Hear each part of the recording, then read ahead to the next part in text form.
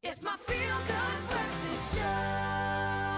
Welcome back to you Monday morning. We're live, large and in charge right here on your Feel Good Breakfast Show. Now, a new year, of course, is already upon us and the festive season draws to a close. Sad as that may be, because we get a chance to now get back into a rhythm of a daily routine. And it's a good time to review those New Year's resolutions that you might have made and look at how practically you can implement these to ensure that you are successful. Now, our relationship expert, Dr. Eve, joins us once again to discuss setting goals and implementing them both individually and as a couple. And of course, we welcome your calls with questions and comments on this topic. Just give us a call on 021-430-9881. We're talking New Year's. Happy New Year, Dr. E. Happy New Year, How are you?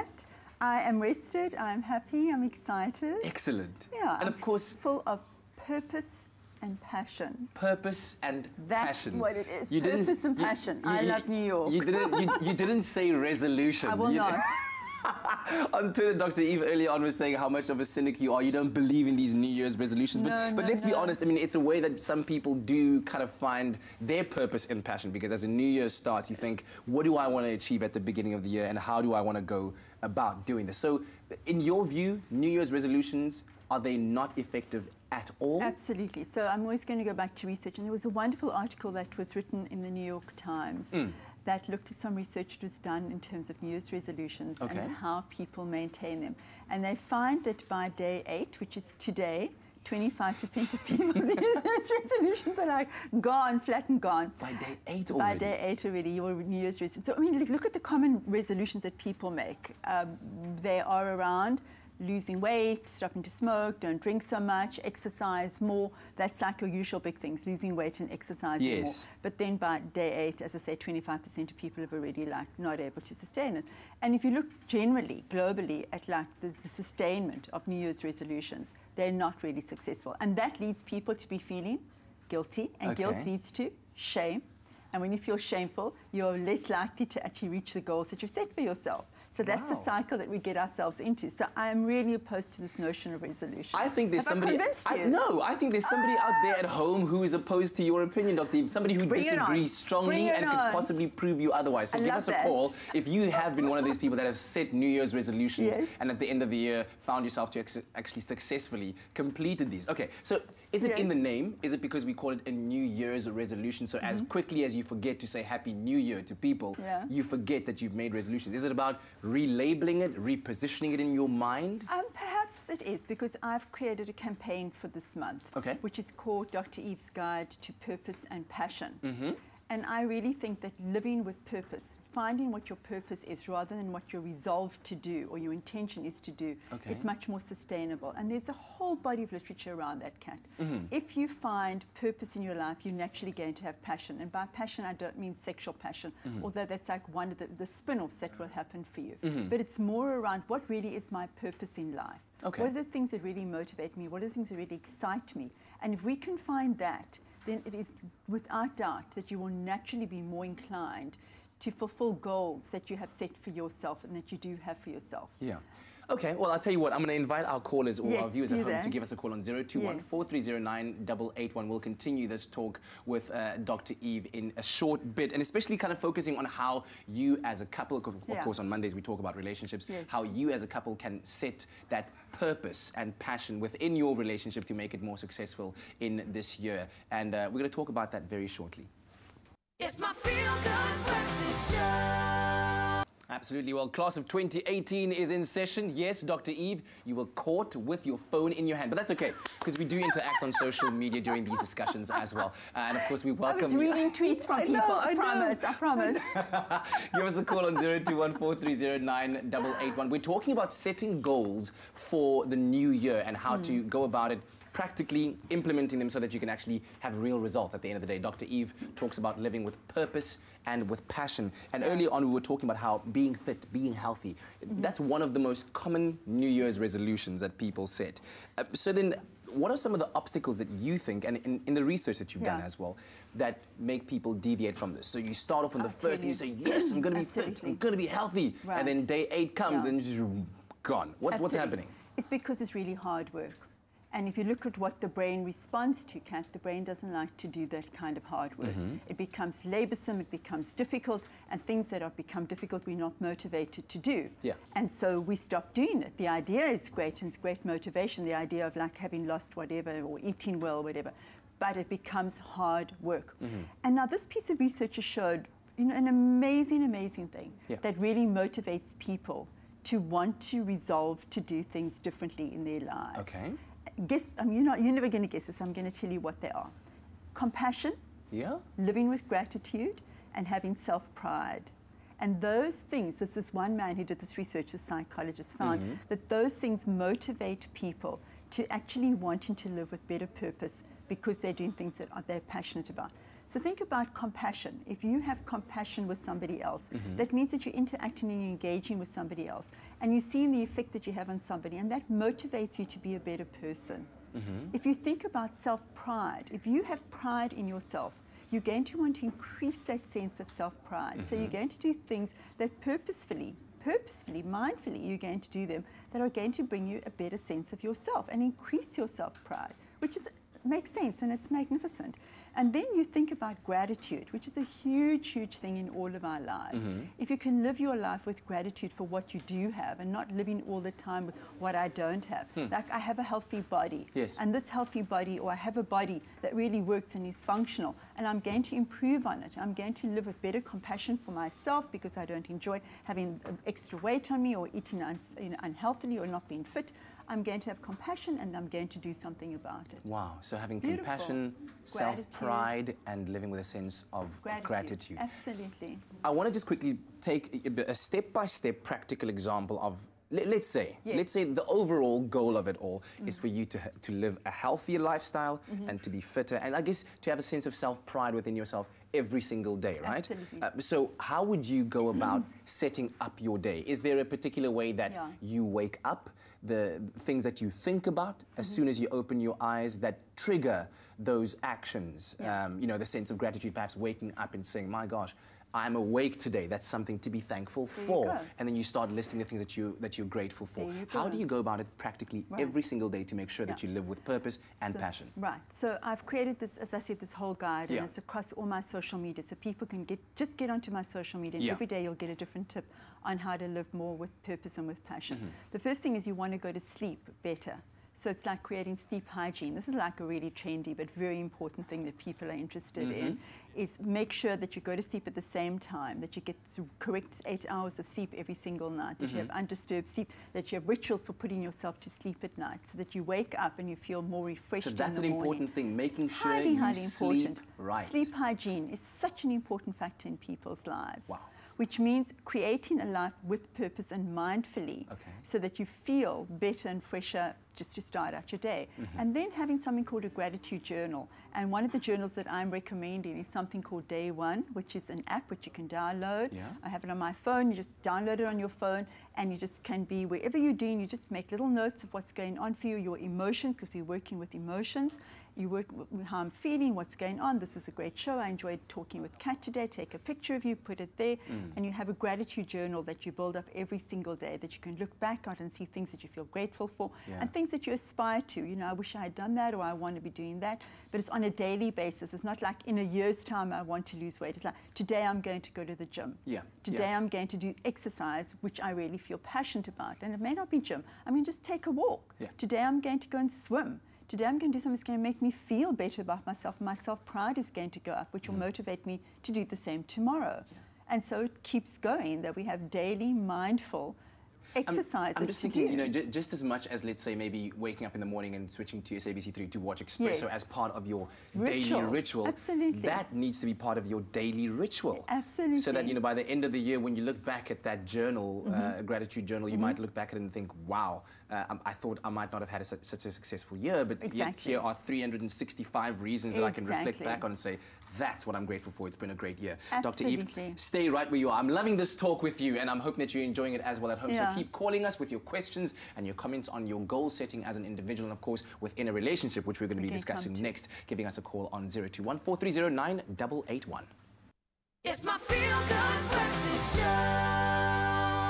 Welcome back. It is a Monday morning. We're live, large and in charge on your Feel Good Breakfast Show. Hanging out with our relationship expert, Dr. Eve, for the first time in 2018, who joins us to discuss setting goals and implementing them both as an individual and as a couple as well. So please call us with your questions or your comments on this topic on 0214309881. Okay, so Dr. Eve. Yes. As a couple, how important is it to the success of your relationship to have #couple goals at the beginning of a year or a certain period? Is that even a thing to do, or is that just something that we do on Instagram? If you don't do it, your relationship's in trouble. Wow. Yeah, you really need to do that. It's like at the top of the pyramid. Before that, you do have to have individual goals. Yes. Because we know individuation, we speak about it a lot, Kat, how it's important to be an individual in a relationship. Yeah. And to have a partner who's going to be supporting your individual goals, your individual dreams, your passions as well. Absolutely, that's an essential. I'm thinking about single people right now, I always do, and for single people who are looking for partners or would like to be in relationship of some kind, that is a single thing that you really want to look for in somebody, is somebody who's going to be supporting your dream, supporting your goal as well. It's really important that you grow as an individual. And vital, as I said, to be able to have couple dreams, because if you don't, then there is so much, it's so easy to begin to live parallel lives because we focus so much on the individuality of people in couples. We cannot forget that couples need to have points of enmeshment, points of connection with each other. And so they're working together, whether it's saving money together to be able to have the dream holiday, to do something on the bucket list together. It is absolutely important that they feel that they're working towards something which they're both really passionate about. Yeah. Well, if you are a couple at home that has set couple goals for yourselves and found them to be effective or good for your relationship, share them with us. Give us a call on 0214309881. Okay, so let's say starting off, you and your partner have been together for, let's say, 6 months, maybe a year. Now the relationship is starting to feel very solid. You're like, yes, we're doing well. What are some of the basic couple goals that you can set in that kind of context of a relationship? You're not married, you are probably thinking about it, but let's say it's a year into the relationship. What are the basic couple goals that you should be setting for yourselves?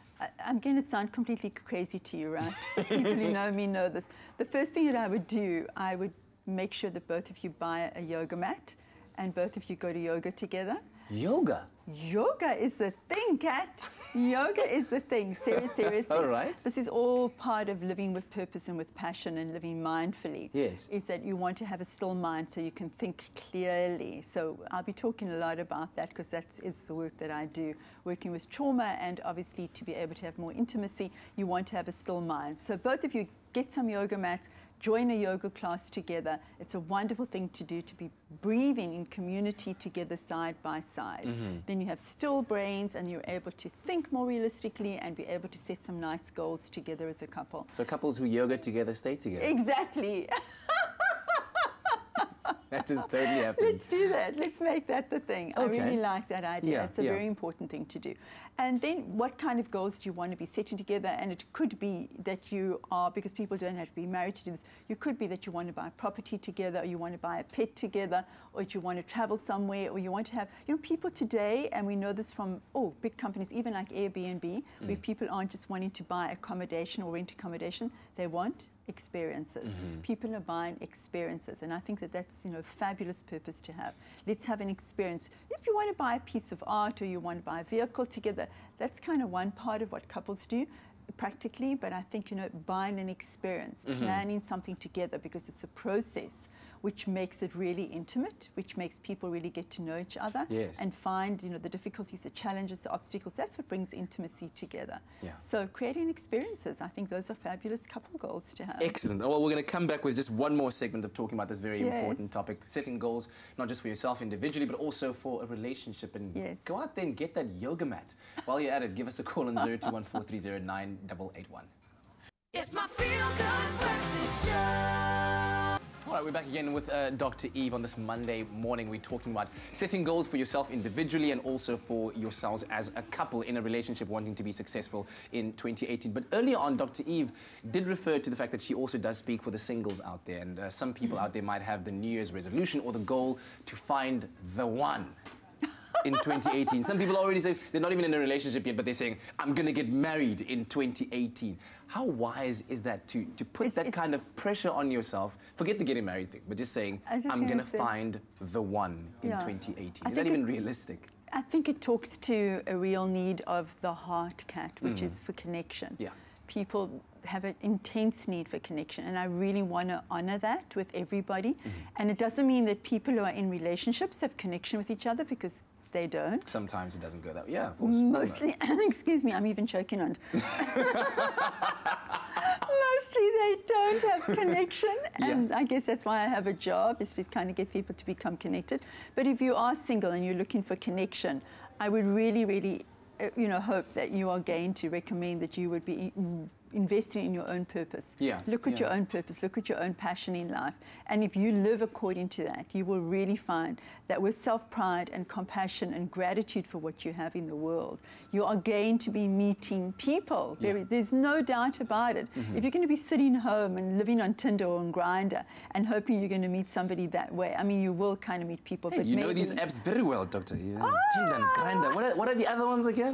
No. There's Bumble. Okay, no, we're not going down that line. But I guess there's always the danger as well that if you do set yourself up, completely for that kind of disappointment, you could Absolutely. you could end up chasing the wrong thing and trying to attach this value to every single relationship that you're in, instead of allowing it to organically develop and for you to actually get to know the person that you're with. I think it's attaching not only a value but a need, Kat. The need for that. And we're going to talk a lot about this year as well, because the thing that people are recognizing and that research is recognizing is very important to us is friendships. We're going to talk a lot about that, because you can have friendship which is absolutely as intense and intimate as a real relationship, as a relationship, an intimate relationship. So we really want to value friends in our lives, and that's one of the things that I talk about in my guide to purpose and passion, is considering the friends in your life. Excuse me, and looking at how much purpose and value do they have for you in your life, because you want to be having friends. And that's also another great couple goal, by the way, is to consider the friends that we have in our circle. And if these are people that we really value and that really fulfill purpose in our lives, and are we passionate about these people, or are they just simply people that we've always hung out with, but actually our values have changed, our goals have changed, and we don't need to have these people. So that's something a couple really needs to do, is unclutter people from their lives as well, to leave space for other kinds of friends to come in. Wow, that's an extraordinary way to start thinking about things on a Monday morning, to think about exactly the value that people add to your life. But it is so important, because it does shape your life as well at the end of the day. So I guess in closing, I want to know, yes, we spoke about living with purpose and passion. We talked about having compassion, a sense of self-pride and gratitude. Absolutely. What does Dr. Eve want to achieve in 2018? Are there some goals you've set for yourself over and above all of this? Yeah, I absolutely want to continue to live with daily purpose and daily passion. And my mantra is honesty. To be absolutely honest about things that I do, about people that I accumulate, the people I connect with, people I'm honest with. I want to just live honestly and be able to have better boundaries, because I think that that's really important. And to only do work that I'm passionate about, which, I'm getting better at doing that, just choosing work that I'm passionate about, people I'm passionate about, relationships I'm passionate about. Well, live honestly. You certainly are infusing a lot of passion into our Monday mornings, and we do appreciate it. Great to have you back, and your wisdom, and we look forward to more chats throughout 2018. And as always, thanks, babe. Dr. Eve, thank you very much. Of course, check her out on social media at Dr. Eve, or Dr._Eve, if you are looking to follow her guide to living with purpose and passion in 2018.